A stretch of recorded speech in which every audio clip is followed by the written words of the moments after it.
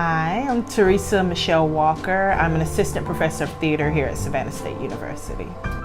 I was really flighty growing up, and so one week I wanted to be this, next week this, and so I kind of figured, well, if I'm an actor, then I kind of get to pretend to be everything. I went to an agricultural high school. I know, really weird, where it was mostly about learning how to be a farmer. And so, which I don't know how I got there, but a lot of the people in the town that I was in were farmers or children of farmers or worked in forestry. And so I really thought I was going to end up somewhere in that industry. My English teacher in high school begged me to do a one-act play competition.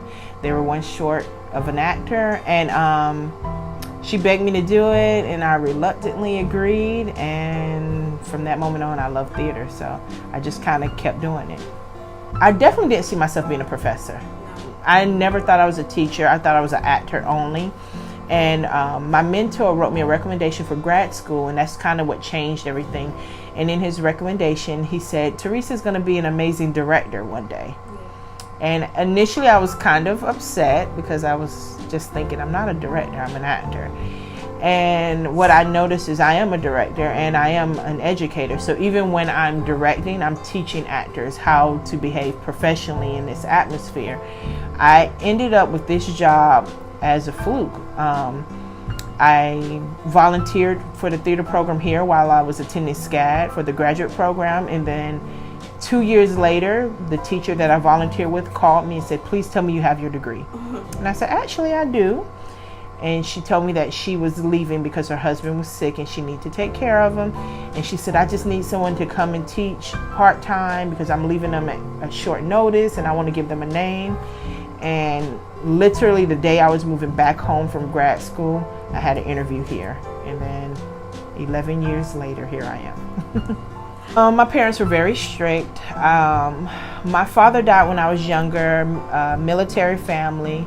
Biracial. My mother's Korean, father is black. We lived, a couple places. I was born in Fort Hood, Texas. We lived in Fort Benning, which is in Columbus, Georgia. Then we were in Korea. My father died while we were in Korea, and I eventually ended up coming back to live with his sister and her husband. So they raised me.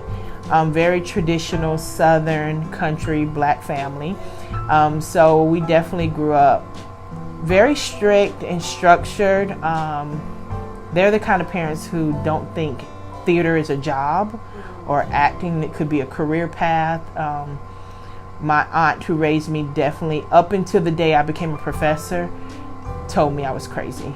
And she definitely was like, it's time for you to get a real job, like every day of my life as an actor, and even while I was in school. Now, my uncle who raised me, her husband, he was very much like, it's your life, do whatever you want to do.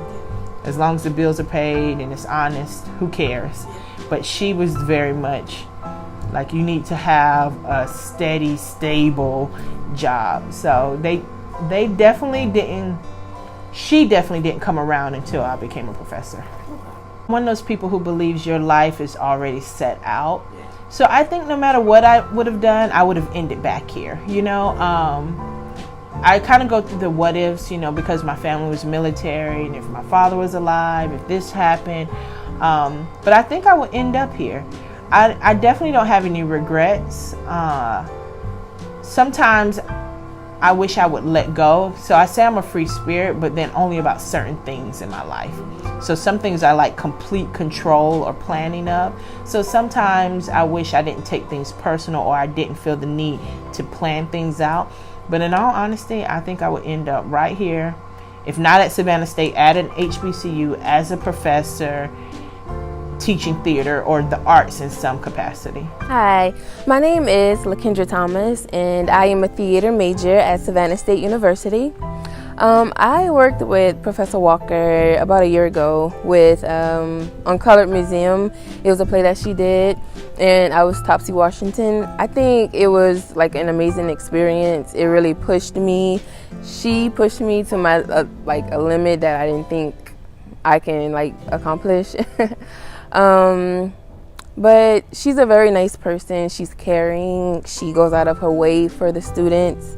I kind of think she's the best professor here, but I didn't say that. My name is Jordan Clay. I am a junior at Savannah State University. I am a visual and performing arts major. I met Walker, I believe, my sophomore year. She was holding auditions for, it actually might have been my freshman year. She was holding auditions for Chain, and I came to one of her auditions, and that's how I met her. And she was really nice. She made me feel really comfortable, you know. She could tell that I was a new actor. But from then on, like, I kept on auditioning for her plays. I got cast in Lit, and that was the first time I worked with her as a director. And so I learned a lot about her directing style. I learned about how she really tries to like make the college theater environment like a learning environment, not just something where like you come in and you're treated like a professional actor and you're not cut like any slack. Like, she really tries to make it a teaching environment. Like, her motto is definitely like educate the students first before you like make them professional actors. And some student teaching at predominantly white institutions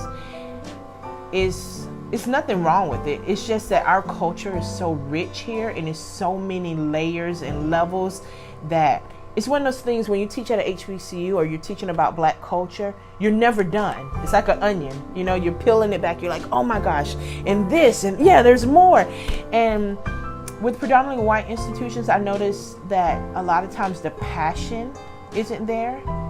A lot of our students are low-income first generation. They haven't come from arts programming. So when you teach them something, it's like, whoa, you know, versus a lot of predominantly white institutions, or the two that I've been at, I've noticed that it's kind of like, oh yeah, take your notes and you leave class. Every one of my classes, my students stay behind and ask questions and need clarity, and they tell me how they learned something, or oh, I didn't know this. I don't think I would have that same amount of passion or interest in a predominantly white institution. I tell my students, learn the technique, and if you choose to go against the grain, and if you choose to go against the mainstream, at least you know what people consider is the right way. So make a conscious effort to learn the right way, and then definitely as an artist, do whatever the hell you want to do, you know?